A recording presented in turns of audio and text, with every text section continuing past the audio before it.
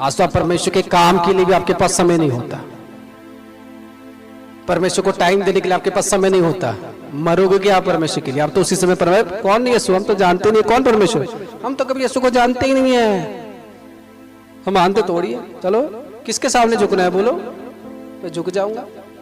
किसको प्रणाम करना है? इनको? हाँ दो कर देता हूं अभी, क्या बात है, झुक जाएंगे, नमस्ते, हो गया।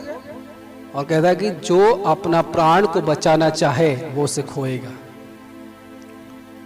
और जो खोने की कोशिश करेगा वो पाएगा। दो व्यक्ति थे, जब उनको टेररिस्ट ने पकड़ लिया तब दोनों को पकड़ा हुआ टेररिस्ट आ गए, उन्होंने कहा कि यीशु मसीह को इनकार कर ले। फिर से कहा यीशु मसीह को इनकार कर ले। दो व्यक्ति थे, एक जन ने कहा मैं यीशु मसीह को इनकार करता हूं, मैं यीशु को जानता नहीं हूं, मैं इसको पहचानता नहीं हूं। जैसे ही उसने बोला उसको छोड़ दिया गया। उसने कहा इसको छोड़ दो, बोला इसको इनकार करेगा तो छोड़ देंगे। फिर दूसरा व्यक्ति को बोलते इनकार कर, कहता मैं कभी इनकार नहीं करने वाला। वो प्रे करने लगा, गैर भाषाई जो प्रे करने लगा, मैं कभी भी इग्नोर नहीं कर सकता यीशु मसीह को। पहला व्यक्ति को छोड़ दिया गया, दूसरा व्यक्ति के अंदर गन लगा दिया से दोनों साइड से उसको फायरिंग कर, किसको फिनिश कर दिया जाए, फिर से उसको फायरिंग करके किसको फिनिश कर दिया जाए, फिर से उसको फायरिंग करके इसको फिनिश कर दिया। गोली कोई असर नहीं किया, गोली कोई असर नहीं किया, उनका गोली कुछ नहीं कर पाए। आ रहे उसको काटने के लिए, आ रहे उसको मारने के लिए, उस व्यक्ति के ऊपर जिसने प्रभु को स्वीकार किया है, तलवार भी कुछ करने नहीं पाया। हालेलुया। लास्ट में यही होता, वो लोग जो टेररिस्ट होते हैं वो आके झुक जाते कि तेरा परमेश्वर महान है, हमें भी जीसस को दे, हमें भी परमेश्वर को दे। जब उसको गोली मारे कुछ नहीं हुआ, जब उसको काटने की कोशिश की उसको कुछ नहीं हुआ, क्योंकि उसने कहा कि मैं तुम्हें तुम्हारी शत्रुओं से सेव करूंगा, क्योंकि उसने यीशु मसीह को इनकार नहीं किया वरन उसने यीशु मसीह को ग्रहण किया। और दूसरा व्यक्ति जो था उसने कहा कि मैं यीशु मसीह को इनकार करता हूं, चला गया, उसको तो छोड़ दिया गया, थोड़ी दूर में रास्ते में गया, फिर उसको गोली से मार दिया गया। क्योंकि उसने कहा, वचन कहता है कि जो अपने प्राण को बचाने की कोशिश करेगा वो उसे खोएगा, लेकिन जो खोने की कोशिश करेगा वो उसे पाएगा।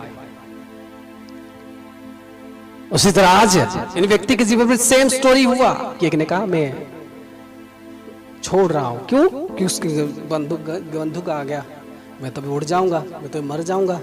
उसने ये सोचा, उसी सोच के कारण उसने क्या किया, इस मसीह को इग्नोर कर दिया। जिसने एक्सेप्ट किया खुदा ने उससे बचाया। आज मेरे प्रिय आपकी लाइफ में सेम है।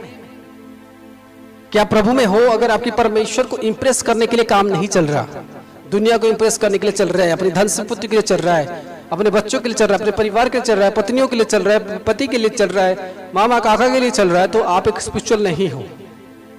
आपके जीवन में स्वर्गदूत कभी एंटर नहीं होंगे। स्वर्गदूत तभी आपके जीवन में एंटर होंगे जब आप उसको इंप्रेस करोगे पतरस की तरह। मेन पॉइंट, आपकी पूरी लाइफ की कर्म परमेश्वर में होगा और आप परमेश्वर के लिए सबसे मूल्यवान व्यक्ति होंगे। कि परमेश्वर से आप प्रार्थना करो, परमेश्वर के लिए दुख उठाने के लिए, परमेश्वर के लिए मरने के लिए तैयार हो। जब परमेश्वर को लगेगा कि सच में ये व्यक्ति रहेगा तो इस पृथ्वी के अंदर मेरा 100 गुना फायदा करेगा, 1000 गुना फायदा करेगा, इसको पृथ्वी में रहना कंपलसरी है, इसको प्रोटेक्ट दो। आमीन। और आप पृथ्वी के काम के लिए रहोगे, जब तक परमेश्वर के लिए इंपॉर्टेंट नहीं ठहरोगे, खुदाबंद के लिए इंपॉर्टेंट नहीं ठहरोगे, तो परमेश्वर अपने दूतों को नहीं भेजेगा। जब उसको लगेगा कि इतना इंपॉर्टेंट है कि मुझे उसे बचाना ही बचाना है, इसका कोई बाल भी बांका ना करने पाए। वचन कहता है कि अय्यूब के समय पर परमेश्वर ने अपनी आग की बाड़ा इस तरह से देकर रखा था कि शैतान उसके घर पर कभी एंटर नहीं कर सकता था। तब परमेश्वर कहता है कि इसके जान के ऊपर कोई प्रॉब्लम ना आ सके, इसके लाइफ